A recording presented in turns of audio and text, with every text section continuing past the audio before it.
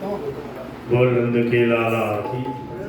अब सुनो, एकनाथ महाराज को दुख देने वाले, कष्ट देने वाले लोग होड़ कर करके दुख देते। एक बार आधी रात के समय, समझ में, एक बार आधी रात के समय 4 प्रवासी ब्राह्मण पैठण में आए।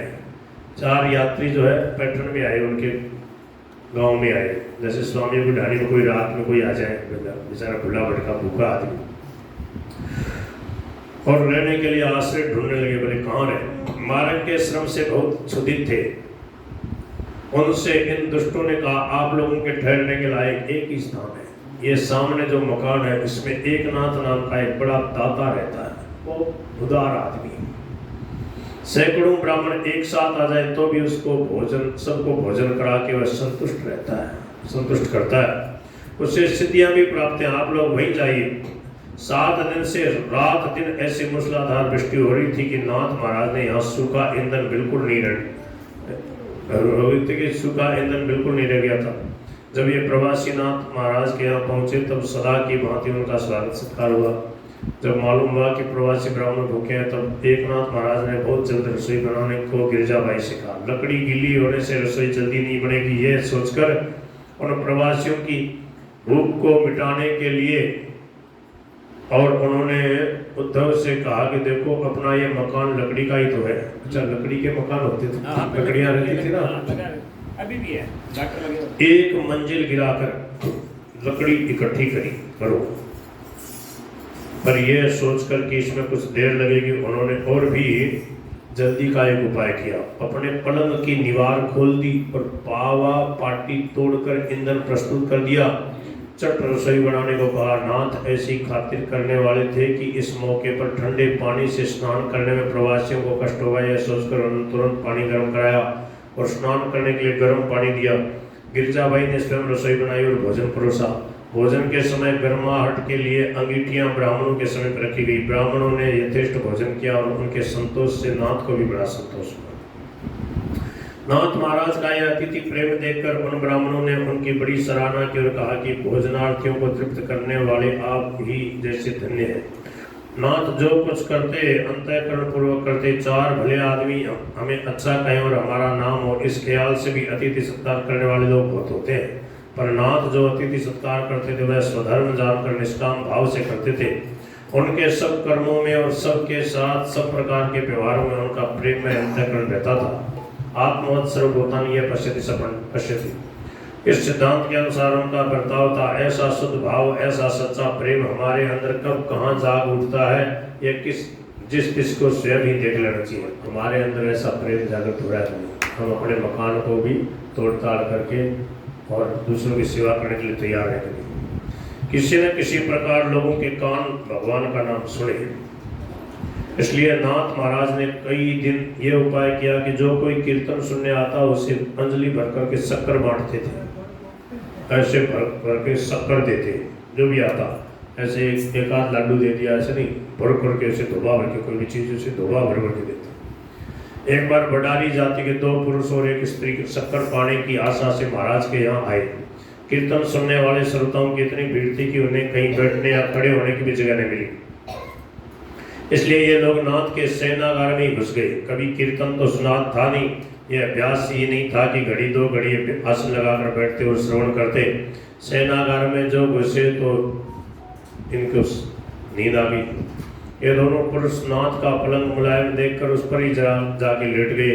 उन्हें नींद ही आ गई और उनके आयता ने वह स्त्री भी सो गई। जब कीर्तन हो चुका तब शक्कर लेकर सब लोग अपने अपने घर चले गए। मकान के बाहर ही दरवाजे बंद करके उद्धव जब नाथ का बिस्तर लगाने के लिए उनके शयनागार में गए तब उन्होंने उन स्त्री पुरुषों को खर्राटे मारते हुए बेढंगे तौर पर पड़े देखा। उद्धव ने शोर मचाना शुरू किया। तब नाथ उस कमरे में आए और वे लोग भी जाग उठे। उद्धव मारे क्रोध के ऊपर झपटे पर नाथ ने उनका हाथ पकड़ उन्हें अलग किया और बडारियों से बड़े प्रेम से पूछा, तुम लोगों को नींद अच्छी आई ना? उद्धव ने, व्यर्थ ही तुम्हें जगाया, तुम लोग सो, आराम से सो, अब तुम्हें कोई नहीं जगाएगा और कोई गुस्सा भी नहीं होगा। सवेरे तक आनंद से सोते रहो। यह सुनकर बडारी बड़े लज्जित हुए, नाथ के चरणों पर लौट गए। आधी रात बीत चुकी थी, इसलिए नाथ ने उन्हें रात भर अपने यहाँ टिकाए रखा। दूसरे दिन उन्हें बढ़िया भोजन करा के पुरुषों को तो धोती और स्त्री को साड़ी देकर विदा किया। विदा होते समय नाथ के बारे में इन बड़ारियों के हृदय में क्या क्या भाव उठे होंगे बताओ। बोल गिरधर गोपाल की। जो आई जाए बेचारा दुखी, उसको भगवान मान के ऐसे सेवा कर दो। गधे को प्राणदान, ये तो प्रसिद्ध बात है। काशी की यात्रा करके नाथ रामेश्वर जा रहे थे। रामेश्वर के समीप पहुंचे तब उद्धव पीछे पीछे आ रहे थे और नाथ भगवत चिंतन करते हुए आगे आगे चल रहे थे।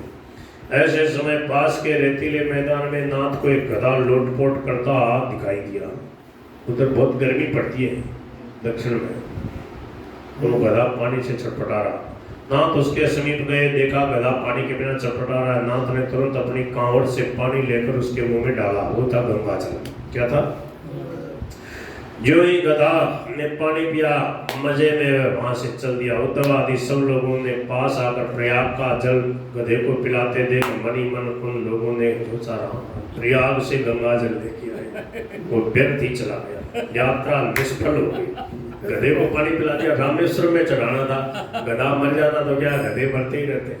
बोले नहीं, सब में भगवान। हाँ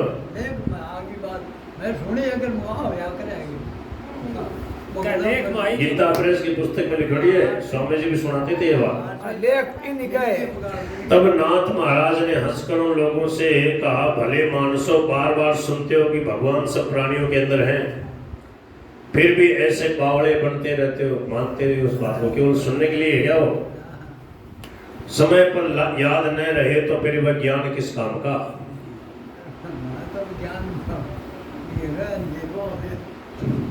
प्रसंग पर काम में आना क्या ज्ञान का लक्षण है? ये मच्छर है और ये हाथी, ये चांडाल है और ये ब्राह्मण, ये गाय है, ये गधा, इस तरह का भेद क्या आत्मा में भी है? मेरी पूजा तो कहीं यहीं से श्री रामेश्वरम को पहुंच गई। रामेश्वरम भगवान ने उनकी पूजा, बोले मेरी तो यहीं से पूछ गई। मैं तो ऐसा समझ रहा था कि रामेश्वर भगवान का अभिषेक हो रहा। बोल शंकर भगवान की। भगवान सब जगह है और सब रूप में है। भगवान से खाली भी क्या कोई जगह हो सकती है? देखो तो देखो, राजा की देह और गधे की देह समान ही तो है। सब में पांचों इंद्रियां, पांचों जो है रस भोगने की इच्छा, वो सब कुछ है। इंद्र और एक चिंटी दोनों की देह समान ही तो है। सब में उसमें भी प्राण है, वो भी सुख चाहता, वो भी देह मात्र ही नश्वर है। ब्रह्मा से लेकर चिंटी तक सब के सब नाशवान शरीर है। शरीर का पर्दा हटाकर देखो तो सर्वत्र भगवान ही है। भगवान के सिवा और है क्या? अपनी दृष्टि चिन्मय हो तो सर्वत्र चैतन्य परमात्मा ही है। चैतन्य सच्चिदानंद घन के अतिरिक्त और कुछ भी नहीं है।